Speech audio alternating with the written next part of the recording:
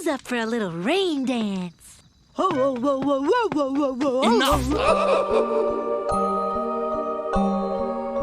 Trick or treat, time to beat my meat. Let's watch some Disney Channel Halloween cartoons. Not all of them, but a good amount. It's Juice and Jam time. Main Street, it's Disney's House of Mouse. Who's that knocking at the House of Mouse? A show that Disney refuses to acknowledge for whatever reason. The House of Mouse is an anthology show of new and old shorts, framing them together as a late-night club screening them as many Disney icons watch. Behind the scenes, Mickey's getting hammered, Minnie's vomiting her pills, Donald's snorting blow 2 minutes before air, Goofy's having a standoff with the cops. And the House of Mouse episode, Halloween with Hades, my favorite Disney villain, we follow the antagonist of Hercules trying to impress Maleficent, which he is just fumbling. If a smooth-talking guy like Hades struggles to score, what chance does a simp like me got at this point? What can I do? Choose more defensive boon upgrades on my next run? Stupid mortals! It's Bobcat Goldthwait! They got him and James Wood's back! But recurring voice actors aren't enough to impress the ladies, so Mickey gives Hades some advice. Step 1, be nice. And 2, dress up like Mickey Mouse. What the fuck is this shit? What? I don't want to see that shit. I don't want to see that. I don't want to see that stuff. What is this? If I saw this in real life, I'd kill myself and then him in that order. Bro centralized his nipples. Gee, sure is great to see you here, huh? What do you want to go for a little picnic, maybe? It's a zippity-doo-dah day. Oh, boy. A zippity-doo-dah day? You want to tell us what movie that's from? Huh? You want to mention it by name? Go ahead, Disney man. Oh hey, Lilo and Stitch is next. Let's finish this episode up. So Maleficent rejects Hades for being too nice. Realizing Mickey's advice was terrible, Hades decides to torch his ass. Maleficent finally sees the real Hades and falls for him, leading to an important message. Even if you're the ultimate evil lord of the underworld, you should always be yourself.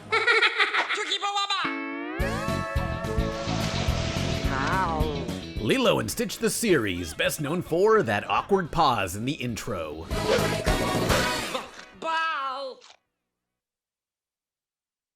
This continuation of the movie has every episode finding one of Stitch's many alien cousins, causing havoc on Hawaii. Rather than capturing or giving them the death penalty, they find a place where they belong. It's like an ethical Suicide Squad. But I take you now to the episode Spooky, opening to where most of society's problems stem from. School. Specifically, hula school. Do any of these kids go to a normal school? Probably not much better. The teachers here see a kid scared of all the Halloween stuff and offers this kid an emotional support papaya. There's nothing to be afraid of. Have a papaya. Sir, that is not a papaya, that's a lemon, and I'm not talking about your car. Though later in this episode, Stitch steps on an unrelated, different lemon. This was likely an error. You see, when you tell an animator to draw a character interacting with a simple object, that simple object you don't really think about has to be designed in order to fit the art style. Maybe the animator did not have a papaya model sheet available, or maybe they mixed it up with another fruit model sheet. So anyway, at this party, while all the normal girls dress as princesses, Lilo goes as a zombie. It's too scary for these weak sauce kids, so they send her home to change. You go home and change, then come back. Or go home, change, and don't come back. Sir, this chick is always up in Lilo's face and you do nothing. You are complicit in many of her issues. The hatred she has for all of you will eventually overflow to be everyone's problem. That's the only trickle-down economy I believe in. What trick-or-treaters? Nobody comes to the weirdo's house. Lilo, your house is in the middle of nowhere. You better have full-size candy bars because ain't nobody making this trip. Insecurity is getting the most out of Lilo as she confesses to what she's afraid of. Things like evil clones or the abandoned mansion next door. I was never there before. You ain't gonna gaslight me in this district. As Lilo lies to my fucking face, one of Stitch's alien cousins is running amok. This is Spooky, able to transform into a person's worst fears. He shows back up to that party with easily scared kids. So he turns into Lilo, who's dressed like a French politician. Ah, Europeans, get them out of here. Spooky also goes after Lilo's older sister, Nani. The alien becomes her greatest fear, which is a social worker about to take Lilo away. I'm here to take Lilo away. What the hell is your problem? Hey, Stitch, this guy's kind of a bastard. You should kill him, genuinely. Unfortunately, he's too scary even for Stitch and ran off into that mansion. Wait, I know how to defeat him. Hey, Spooky, you know what's scary? Dying and not existing anymore. Whew.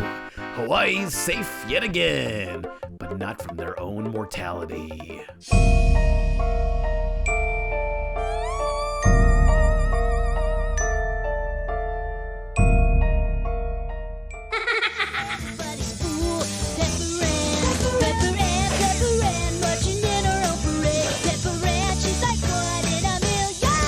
Pepper Ann, she's just a normal girl in middle school, a Doug-like, you could say, a slice-of-life anime, though the intro always opens to her fantasizing about slaughtering a bunch of indigenous people. Every episode, it's just that at the intro. What that says about her is a mystery, but moving on to the episode, A Tween Halloween. Pepper starts to think maybe she's too old for trick-or-treating, like she imagines going up to a party dressed up only for all the cool kids to see how lame she is. Whoa, Nigel Uno? You got your hair back? Yeah, the creator of Kids Next Door was a character designer for this series, so Pepper Ann is too insecure for Halloween while her friend Milo dresses up like a papaya. Not on Halloween, but through the whole month. See, Lilo and Stitch, that's what a papaya looks like. How old is too old to go trick-or-treating?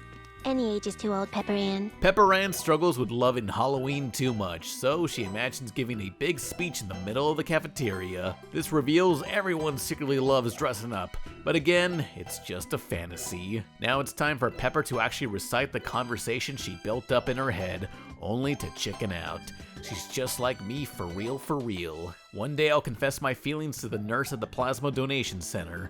Pepper has given up. Halloween is done. Even her friend accepts being an adult with, a job? Guess it's back to sitting at home and blaming all her personal problems on brown people. Pepper Ann, she wants to colonize Iran. But what's this? It turns out everyone else is insecure like her. Secretly, everyone is trick-or-treating. Yay. Cowards. All of them. The white man has driven the once plentiful buffalo herds from our plains. Teamo Supremo! Hey, you kids have some funky, fresh moves. Next up is a show with 0 fans, Teamo Supremo, a forgotten hero comedy with the episode A Haunted House on Horror Hill. Here, this Homelander-looking kid, Captain Crandall, doesn't think monsters are real, while everyone else does. It's almost a shame that none of it's real. Not real? Did he really say that? It's crazy. You wouldn't say that if you went into the haunted house on Horror Hill. Bobby! Okay, I didn't watch this show. What do you mean by monsters? What are these guys? Humans different from me and worthy of empathy? I don't think so. Coincidentally, there's weird stuff going on in an abandoned mansion, so the governor asked them to investigate. Inside, they find mummies, trolls, and oh no, ghosts. Just ghosts. Let's just walk away and go back to the governor. Wow, really haunted, huh? I'm sorry I sent you kids in there. Listen, would some Halloween candy help you feel better? Bro, they're traumatized for life. Oh, well, I'll just put these away then. Wait a minute. It might help a little. I love that the animators did not know how to flutter her eyelashes. This job might be too much for Teamo Supremist, but those monsters are bringing the property value down. The kids have to go back to investigate and discover it was all a hoax. The homeowner was just trying to bring down the value to gentrify the neighborhood. True evil. It's a pretty amusing reveal that I just spoiled, so you have no reason to watch it. Oh yeah, so these weren't monsters, it was just some holograms with a few robots. And these weren't ghosts, it was just the Klan. The Klan? Let's get out of here!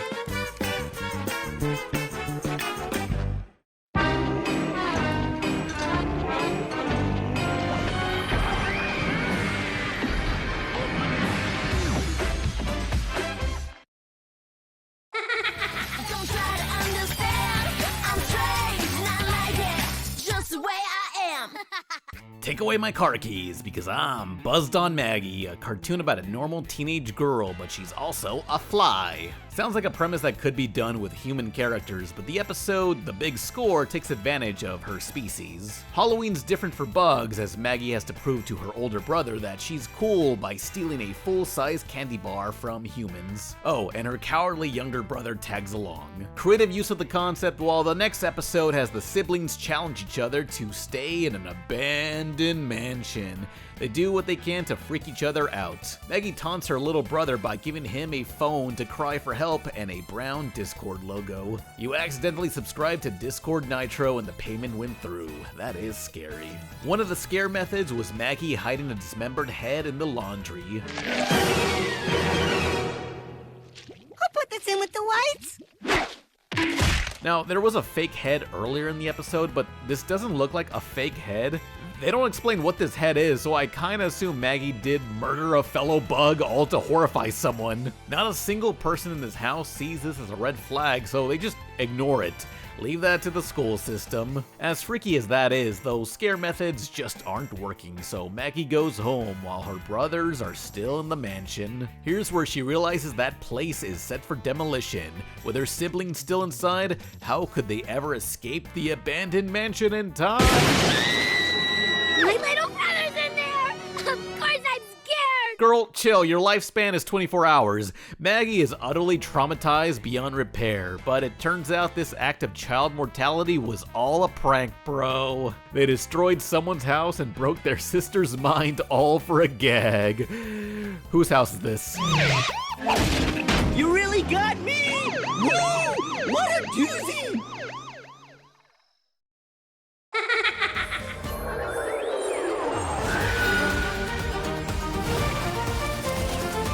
Amphibia, it's about a girl and she goes to the land of frogs. I never kept up with this or Owl House since Disney just reran Big City Greens a billion times. Though the episode Shut In really impressed me. In Froglandia, their version of Halloween is called Shut In, where they trick or treat for nails, boards, and other supplies to keep the house safe. You see, the seasonal blue moon curses frogs, so they have to hide indoors. I was hoping this be some survival through the night Call of Duty zombies type thing, but really it's an excuse to get together to tell various non-canon spooky stories. Even the framing outside those stories are non-canon because the writers are cowards. Ugh.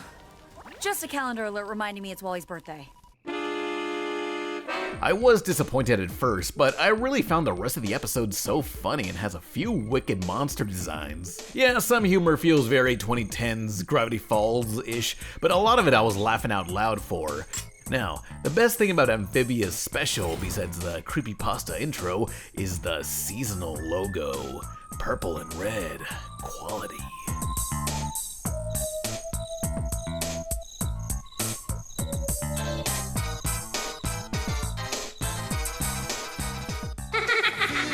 So I think I will.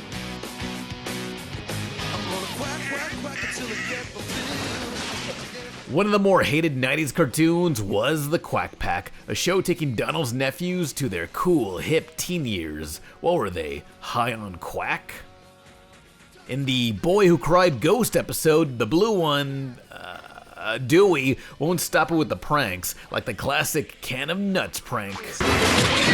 Look out, Donald, surprise castration! This forced neutering has caused their RV to North Korean off the road into a ditch. Donald pulls out a spare tire only to see that Dewey cut up the spare to make a crummy rubber bat. If you're gonna ruin a good tire, you could have at least come up with a better gag. The family is so unimpressed with this joke that Donald rolls up his sleeve. Man was about to beat his kid Detroit style. Stranded with no AAA card, they seek shelter in an abandoned mansion with a noose knot. It's probably nothing. Let's stuff him and mount him. Despite making everyone's lives worse with both his pranks and existence, Dewey continues to play jokes on the family. Eventually, they run into, real monsters, but everyone assumes it's just another prank, bro. Boo? Boo. Guys, look! The ghost of Woody Allen. To the surprise of no one, the monsters don't respect Woody either, so he must prove himself by scaring the ducks out of the house. Very funny, Dewey. Only Dewey is aware of their plan, but because his own family doesn't trust him, he walks home. While alone, his own consciousness tries to convince him to still help. Nice try, buddy. Dewey doesn't have a conscience, or morals, or sympathy for other living things. You've ignored me for years! Bobby! Mr. Nice Conscience! The conscience isn't gonna take that, so he turns really, really big and messes up Dewey a bit. If only more people got that treatment. So, how are they gonna stop these monsters? Well, if the creatures like spooky stuff, the ducks will scare them with cutesy stuff. Dark, so cringe, for real, no cap. Thanks to those ducks, these monsters get evicted from their very own home. Who's the real monster here?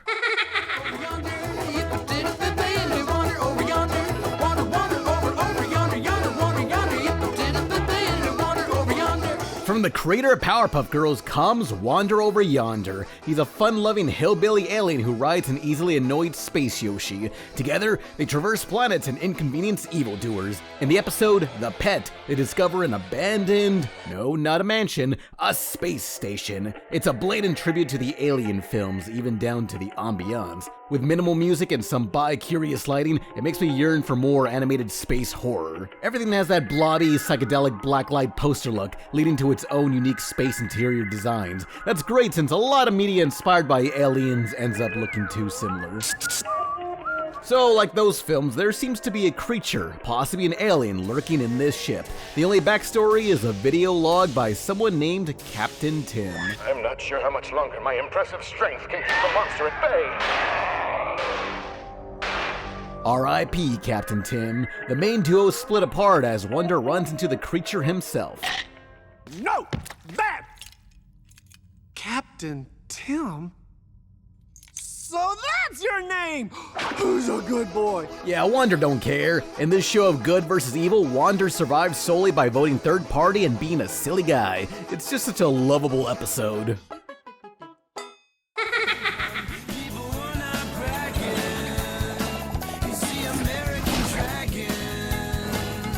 From the creator of Puna the Fuck Dog and other plays for children.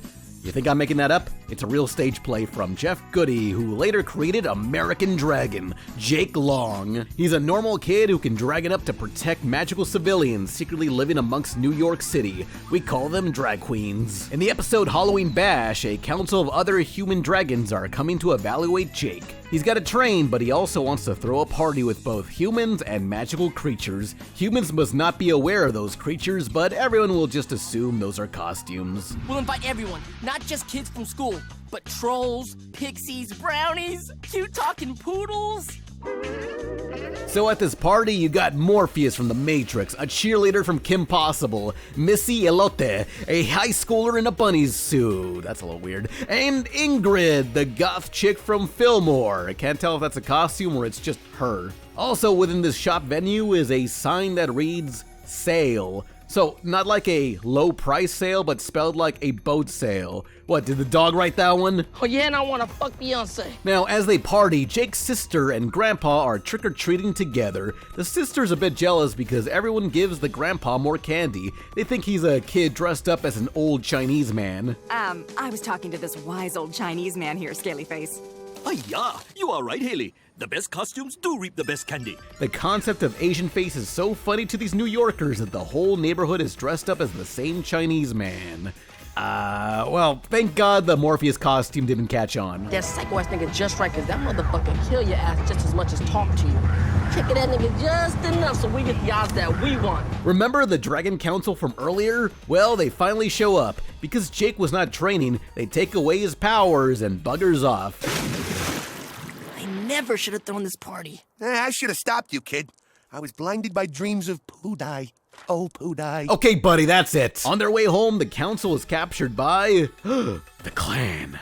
Well, the Hunts clan. So without the ability to transform, Jake must save the day by convincing a bunch of magical creatures to beat up the clan. All they need is terrible music and a hose to douse them in piss. Just kidding, it's actually scalding hot butterscotch to melt their skin. Not so proud of your Aryan skin now, huh? Get down to the jams! Good night, white pride. With the ability to party hard, Jake got in trouble, but it also saved the council. So he once again gets to be the American Dragon, Jake Long, 2005. Yeah, it's a fun episode, though as usual, Jake trying hard to be cool is always so painful to watch. That's right, I'm Jake. It ain't fake. Y'all better recognize, for goodness sake. Well, the Disney Channel is wishing you a happy Halloween.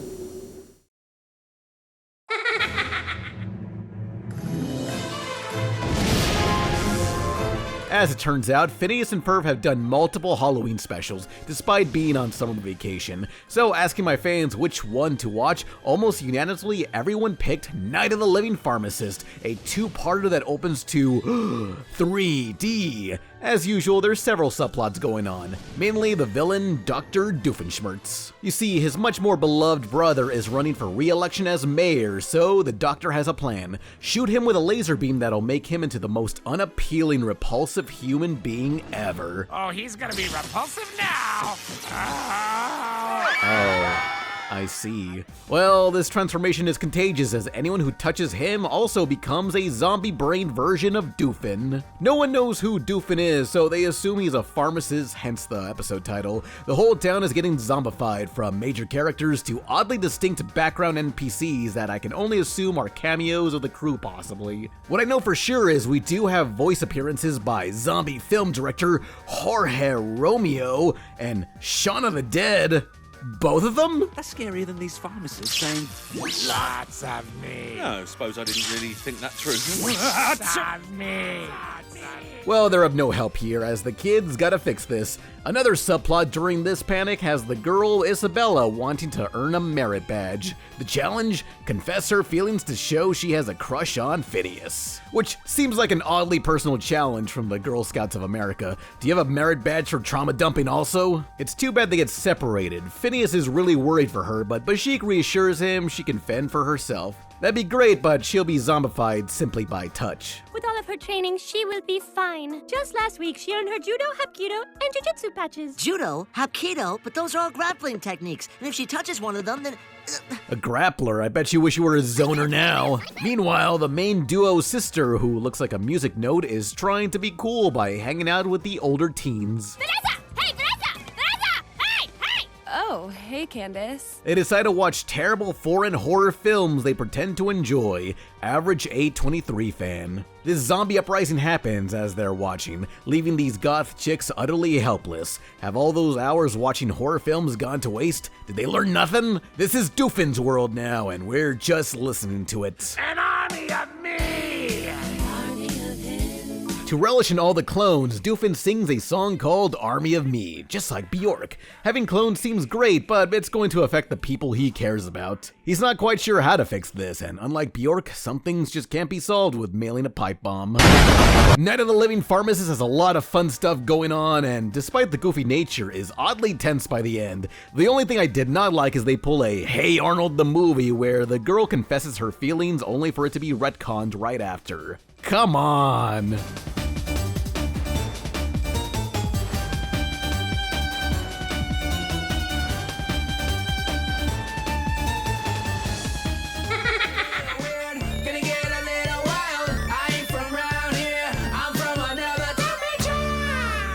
Star versus the forces of evil. That's what she does. An interdimensional princess on Earth helping people via magic. This time it's for her friend's dad. And Hungry Larry? This dad is struggling to spook the kids with a haunted house he's set up.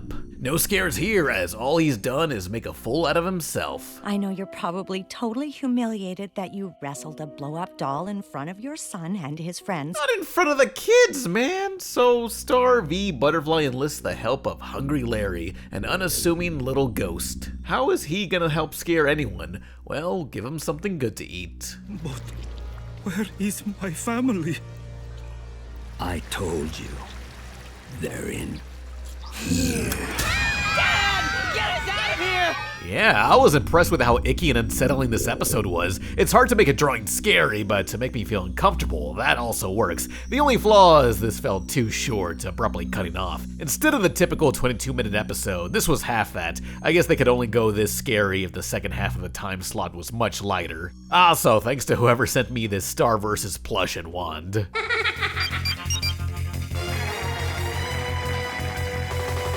Look out, it's world-famous secret Asian Kim Possible on a mission to retrieve a futuristic techno bracelet from some villains. After it latches onto her arm, she is unable to remove it. That's just the opener to the episode, October 31st. While Kim's stuck with a bracelet that does not go with any of her outfits, Halloween's coming up and she has to decide. Go to a party to impress a guy, or help with her parents' haunted house, or trick-or-treat with her best friend, which she feels they're too old for. She does not want to bum anyone out, so she lies and says she's busy. Off to the party she goes. Suddenly, the metallic ring starts growing armor around her. Turns out these are nanomachines, son. The armor increases when the user is stressed. Kim acknowledges the armor did not increase when she was fighting villains, but it did after lying to her friends, which is perfect characterization. Kim's great at saving the world, but normal high school stuff is her weakness. I'd be stressed too if my medical expert mother brought home a cadaver to the whole family. It's Mr. Cadaver. What is she supposed to do with that? Wear the skin to feel normal? I've done the same, yet it just never works. Wanting to impress a guy, Kim's headed to the party dressed as a royalty-free princess over her Under Armour. As she throws down, Ron and his pet mole rat are trick-or-treating. Smell my feet, give me something good to eat. Mister, could you not do smell your feet? It's really lame. Yeah, bro, feet jokes are a red flag in this day and age. Can't trust nobody with them. Assuming Kim's at her parents' haunted house, her villains strike there, desperate for the bracelet. It is I, Duff Killigan, the world's most dangerous golfer. World's most dangerous golfer. Hey, you know who else was a golfer? O.J. Simpson. The implication of what Duff Killigan has done off camera is concerning. Knowing the villains are afoot, Kim shows up fully armored. In the chaos, her new jetpack launches her past this Taco Bell employee whose clothes fly off.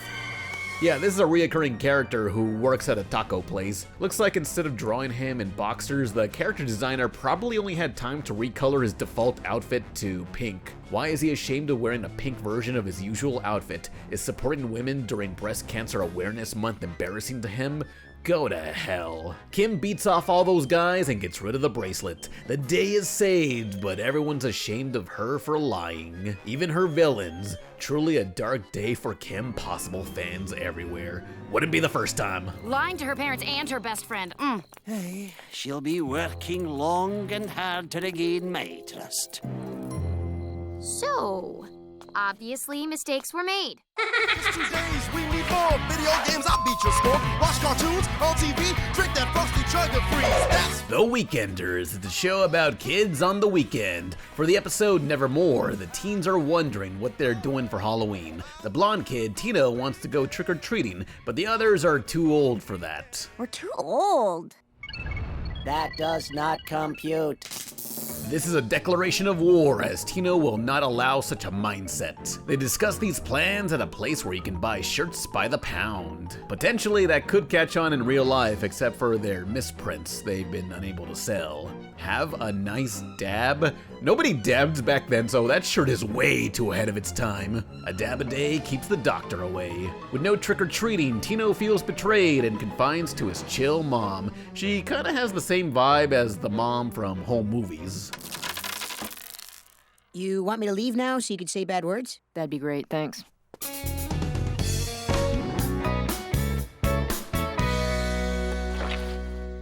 Now, these are Tino's best friends, but friendship can't outmatch shame. No way are they going out there on Halloween night. Tino continues to spiral and enters his attic full of costumes from previous years. Seriously? These are the costumes you chose to wear? Like, willingly? No one forced you? Well, inspired by his past work, he goes out to haunt his friends, one by one.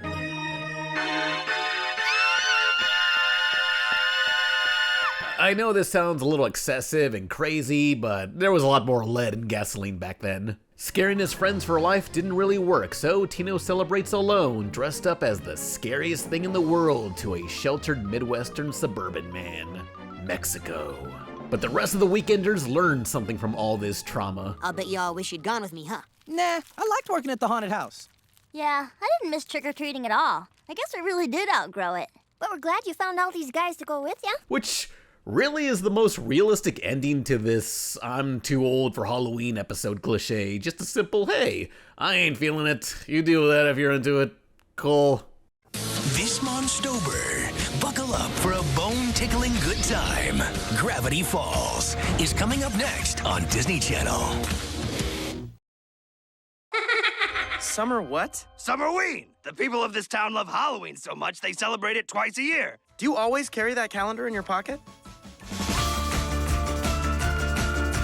Grab your balls, it's Gravity Falls. This mystery show may take place during summer, but that don't mean they can't have Summerween. It's the same type of holiday as this kid, Dipper, has to choose. Go to a party to impress a girl, or trick or treat with his twin sister. He feels he's too old for the latter, so he aims to party, but according to this flyer, this gathering is not SNP approved. This stands for Standards and Practice, the group behind TV shows dictating what's not appropriate to air. This was an inside joke for creator Alex Hirsch's many arguments with them. He wanted to mention Spin the Bottle on this flyer, but SNP felt it was too risky. Alex searched for another Disney sitcom, hoping that Spin the Bottle was mentioned there as a gotcha, but couldn't find any. He lost this round. It was after like 5 emails, they were like, we're not budging. We budged before, this is the last straw. So I was like, okay, replace bottles will be spun with not S&P approved. I was just basically being a dick at that point. And they were like, our audience won't understand that reference. I'm like, yeah, but is it like against the rules? And they're like, not S&P approved, has been approved by S&P. Yeah, he has a ton of stories like this over stupid nitpicks. But back to Dipper. He would party all night with the girl he has no chance with, but him and his twin have angered a spirit. This trickster demands they bring him 500 pieces of candy, or else. This man's more pissed than an Alex Hirsch trash can. Okay, 500. Well, that's not so bad. Look, this bag has 100 pieces for 22 bucks. That means we only gotta spend 110. Oh, guess we gotta e-beg IRL, aka trick-or-treating like a bunch of bum-ass kids. 34, 35, 36. You see, because... Yeah, I get it. Summerween features a lot of great lighting and nice character growth for the twins, though what bugs me is the anatomy. Look at their costumes. These kids rearrange their bone structure to fit this shape. Utter dedication to the craft. This episode even had a real-world effect where around 2024, people started embracing Summerween. From watermelon jack-o'-lanterns to poolside skeletons, it is the perfect weather to go spooky shopping. The Summerween craze is already kicking off, the trend originating from a 2012 episode of Disney's Gravity Falls, but recently exploding on social media. Costumes were worn online while retail stores sold Halloween stuff early. It's awesome because Halloween means not having to buy presents or traveling too far. This trend has just picked up, so who knows if this will keep going up or not. What's up, Gorny? I've been traumatized. Don't turn away, Gravity Falls will return on Disney Channel Monstober.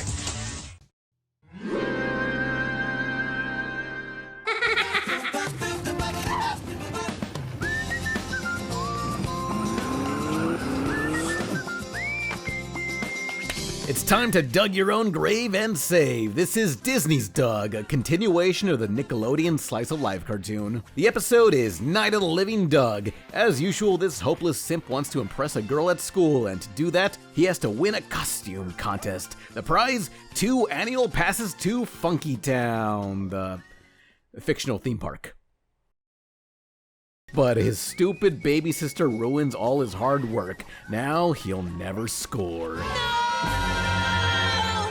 Come on, Doug. Take your shot. Arthur wouldn't have hesitated. Pretty damn wild PBS sold this as a t-shirt, by the way. Well, without a costume for the contest, what can Doug do? No, Pork Chop, we got no time to play Donkey Konga. Doug asks his friends and family for a spare costume, but they can't help. Though his older sister Judy suggests something that was just too complicated for Doug to ever think about on his own. Too bad there isn't a place that stocks lots of costumes. Then people could just walk in and exchange money to use them. A costume shop! Judy, you're a genius. I prefer the term mentally privileged. Mentally privileged. Well, Doug is unsure how to get to the costume shop in time. Not even his neighbor can help. So what will Doug do? Oh, a fire extinguisher! Excuse me, gotta run! Wow! Run! That's it! It's my only chance! I don't believe in silence, cause silence seems so slow.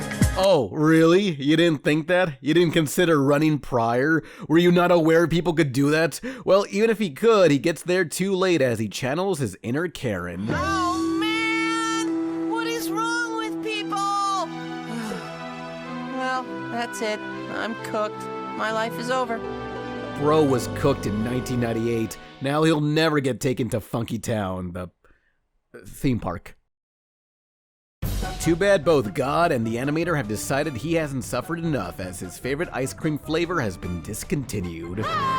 Defeated, embarrassed, and balding at age 12, Doug plays the blues in his room. Hey, why do you have a poster of the Titanic sinking? Were they out of posters for Chernobyl?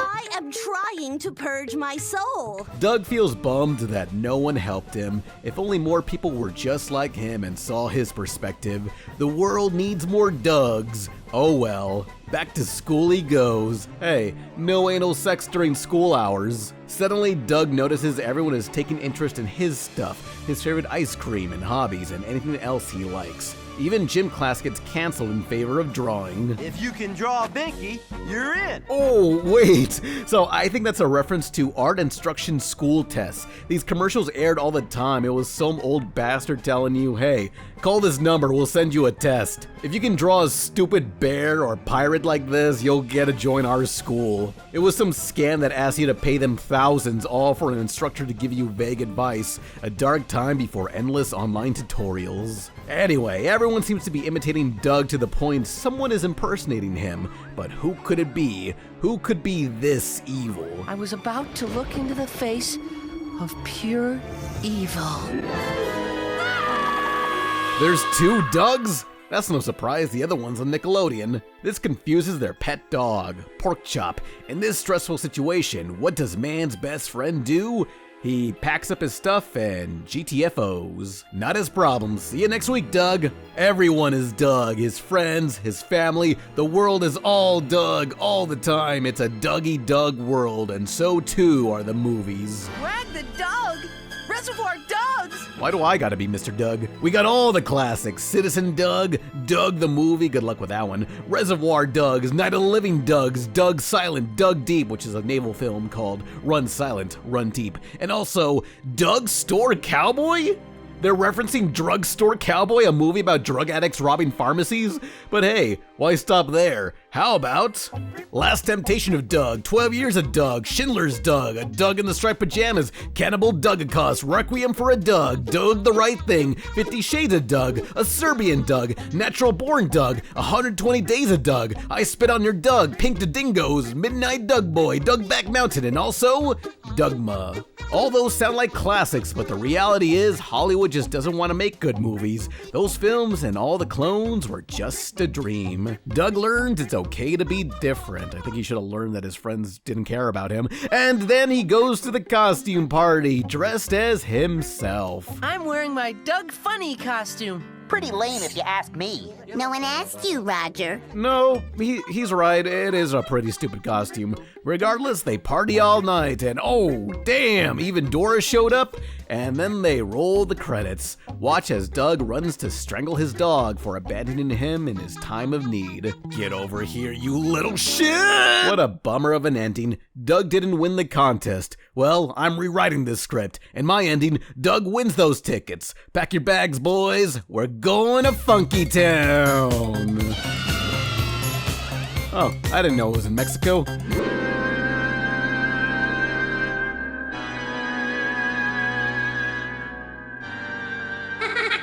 Who are you and where am I?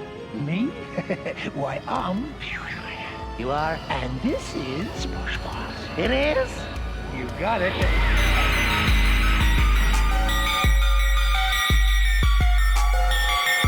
Birth control? Nah, girl. Let's get dangerous. Who would have guessed the superhero comedy Darkwing Duck would have a banned episode? Released on Halloween of 1992 was the episode Hot Spells, aired only once and has been hidden away for over 30 years. No reruns, DVDs, or streaming. Then again, season 3 as a whole never got any of that. At least other countries weren't afraid to re-air Hot Spells. It's not even that scary. The story has Darkwing's daughter enroll into a magic school. Feeling like she's not good enough, she makes a deal with Beelzebub, as in the devil. Now she can channel forbidden magic, which is more comedic than scary. Creator Tad Stone says it's one of his favorite episodes. I guess I see why it's banned, but what's confusing is Beelzebub appeared in a previous episode that was even darker. In Dead Duck, Darkwing dies while heaven and hell debate where he belongs. As a ghost, Darkwing can still communicate with his friends and family who are grieving for him. This feels way worse, yet it's still there to watch on DVD and Disney+. I guess it's okay to off your main character for an episode, if you make it a safety lesson. You're not wearing a helmet.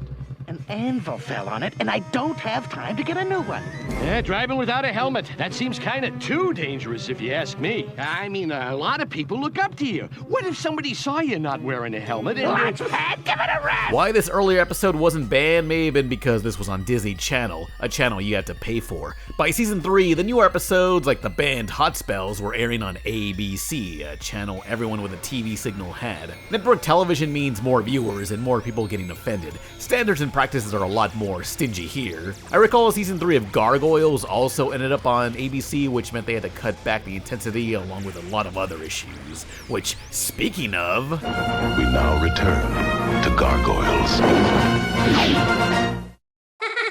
It was a time of darkness.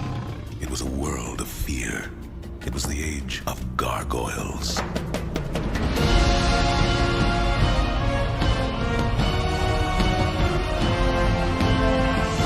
Created to compete with Batman the Animated Series and the Ninja Turtles, Disney proclaimed, let's make a badass show like Gargoyles and never do anything like that again. Much like my cousin's night shift at the Waffle House, Gargoyles are stoned by day and warriors by night, protecting the city. Every episode counts as a Halloween special, and especially this one, Eye of the Beholder, a Disney story with firearms, tasteful nudity, and a werewolf on the loose. I thought so.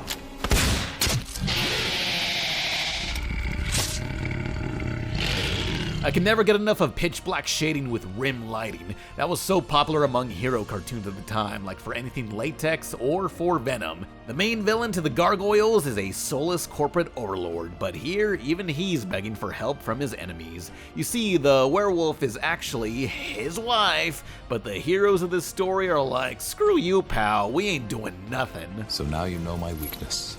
Only you would regard love as a weakness. I gotta bring up the April O'Neil of the series and friend to the Gargoyles, Alyssa Maza. Even this hardened detective who packs heat in a Disney show can't resist dressing up like a princess for Halloween. It's a small detail, but it's nice to not hear the overdone cartoon cliche of, I don't do dresses, I'm not like other girls. But yeah, it's been forever since I watched Gargoyles, but I do love a big soap opera action cartoon telling a full story arc in 30 minutes with hints to a long-running narrative.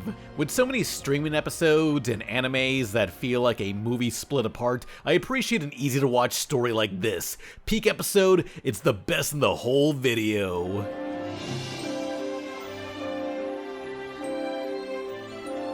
They should have Halloween more often. Yeah. Oh, man. I almost had a heart attack there. Oktoberfest is back. And this year it's online, too. All the freaks come out on Halloween. You can go to DisneyChannel.com, click on videos, then get ready to laugh and scream. I'm not scared of anything except broccoli. More Oktoberfest-filled episodes of your favorite Disney Channel series. You're never too old for Halloween. Stay close. You know what I mean. You can watch your shows when you're ready for it. You can go online to DisneyChannel.com now. Oktoberfest. No tricks, just treats.